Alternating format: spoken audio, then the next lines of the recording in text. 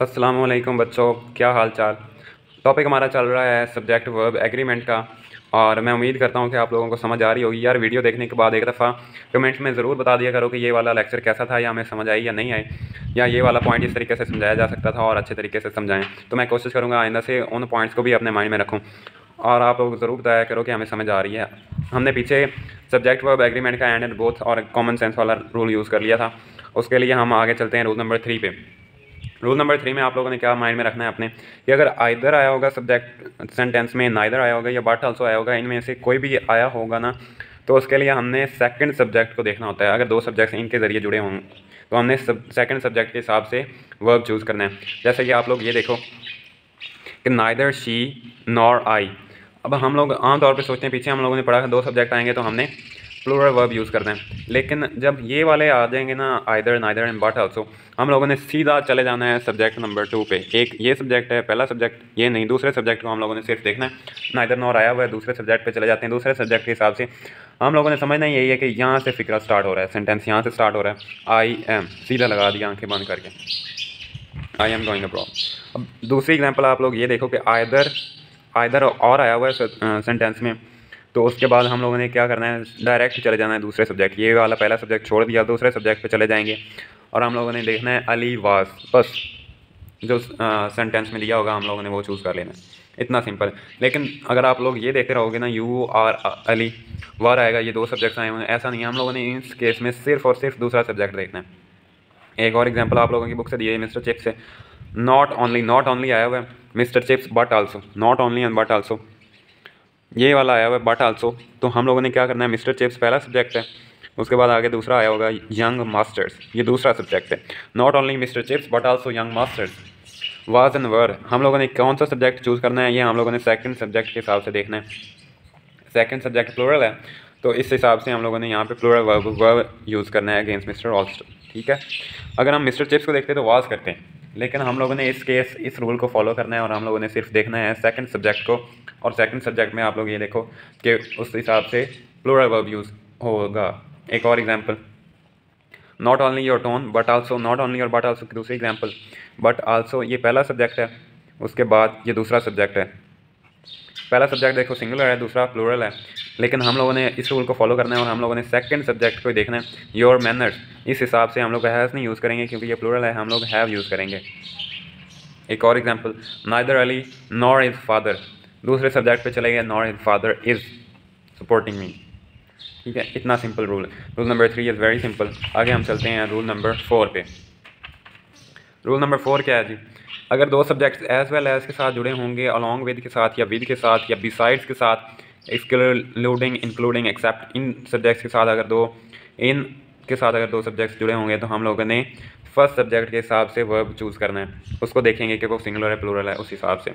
जैसे कि आप लोग ये देखो, दूसरी एग्जांपल मुझे इस एग्जांपल से ज़्यादा समझ आती होती है। मदर विद हिज चिल्ड्रन, आप कॉमन सेंस यूज़ करो कि माँ अपने बच्चों के साथ। अब माँ की बात हो रही है, बच्चों की बात नहीं हो रही, जा रही है। ठीक है, माँ अपने बच्चों के साथ जा रही है, तो हमने चिल्ड्रन को नहीं देखना, हम लोगों ने फर्स्ट सब्जेक्ट देखना है कि माँ की बात हो रही है, वो किसके साथ जा रही है, बच्चों की। मदर विद हिज चिल्ड्रन, अब हमने ये वाला सब्जेक्ट नहीं देखना, हमने फर्स्ट सब्जेक्ट देखना है। Mother is going, first subject is लगा देंगे, आर नहीं लगाएंगे।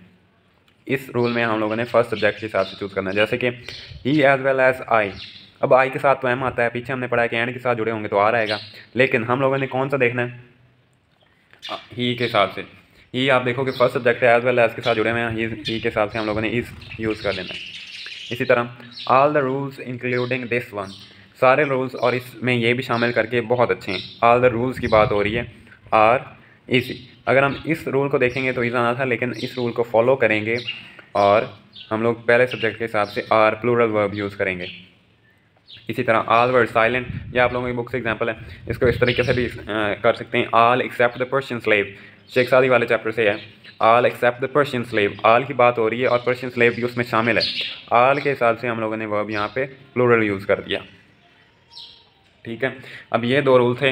अब हम पास पेपर्स देख लेते हैं जो हमने पीछे किए थे। पास पेपर तो हमने एंड के भी कर लिए थे, एंड और बोथ के 2022 और 2023 के, लेकिन हम इनके भी कर लेते हैं। एंड वाला जो बहुत इंपॉर्टेंट था, अब इनके जो आज हमने किए हैं, इनके और दूसरों के मिला के आज वाले पास पेपर्स देख लेते हैं।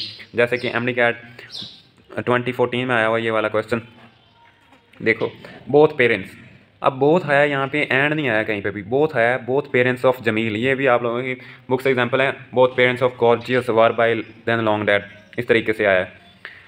तो बोथ आया ना, तो बोथ के हिसाब से हम लोगों ने पीछे पढ़ा है कि बोथ जब आएगा तो हम लोगों ने वर्ब कौन सा यूज़ करना है, प्लूरल वर्ब यूज़ करना है। अब यहाँ पे वाज नहीं आ सकता, वर ही आएगा।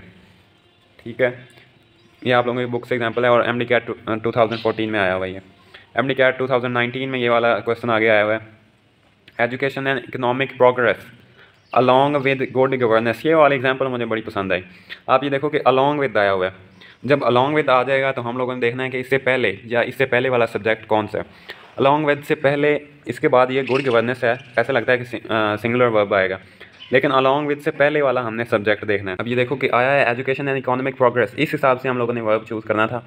अलॉन्ग विद से पहले ये देखो कि ये आया, इस हिसाब से नहीं देखना, हम लोगों ने इस हिसाब से देखा है, इज़ आया गया आगे, क्योंकि प्रोग्रेस की बात होती है, इन दोनों की प्रोग्रेस की बात हो रही है, एक ही चीज़ है। प्रोग्रेस जो तरक्की है उसके साथ हम लोगों ने इज़ यूज़ कर दिया। आगे क्या हुआ, is the factor that take. अब ये वाला सब्जेक्ट सिंगुलर है जिस हिसाब से हम लोगों ने लगाना है, लेकिन वर्ब इधर प्लूरल आया हुआ है। वर्ब सिंगुलर कब होगा, जब हम इसके साथ एस लगाएंगे। यहाँ पे गलती ये थी कि उन्होंने एस नहीं लगाया हुआ था, एस यहाँ पे आना था। हालांकि आप इससे भी देखो कि पीछे अगर वर्ब सिंगुलर आया तो आगे उन्होंने प्लूरल क्यों यूज़ कर दिया है, यहाँ पे भी सिंगुलर वर्ब आना चाहिए था इस हिसाब से। आगे एक और एग्जांपल नॉट ओनली की, पीएमसी के पास पेपर में आई हुई है, not only the parents but also their son. अब हमने ये रूल पढ़ा है कि जब बट आल्सो आएगा तो हम लोगों ने सेकंड सब्जेक्ट यूज़ करते हैं। Not only the parents but also their son has been called, have भी नहीं आ सकता क्योंकि सन की बात हो रही है, उनके सन की। सन सिंगुलर है, हैव नहीं आ सकता, प्लूरल वर्ब नहीं आ सकता, हैज़ आएगा, हैज़ बीन कॉल्ड। एक और रूल, द कैटल हैव या हैज़, ये रूल्स हम लोग नाउन के रूल में पढ़ेंगे। कैटल के साथ हमेशा प्लूरल वर्ब यूज़ होता है, तो ये वाला सब्जेक्ट अगर प्लूरल है तो हमने सब्जेक्ट भी प्लूरल यूज़ करना है, have eaten away all the crops. ये नाम्स के पास पेपर में आया हुआ है। तो उम्मीद करता हूँ यार अच्छी चल रही होगी आप लोगों की इंग्लिश की ग्रामर। मुझे फीडबैक अपना ज़रूर दिया करें कि ये वाला कंसेप्ट बहुत अच्छा था, ये वाला समझ आया, ये वाला इस तरीके से करना था।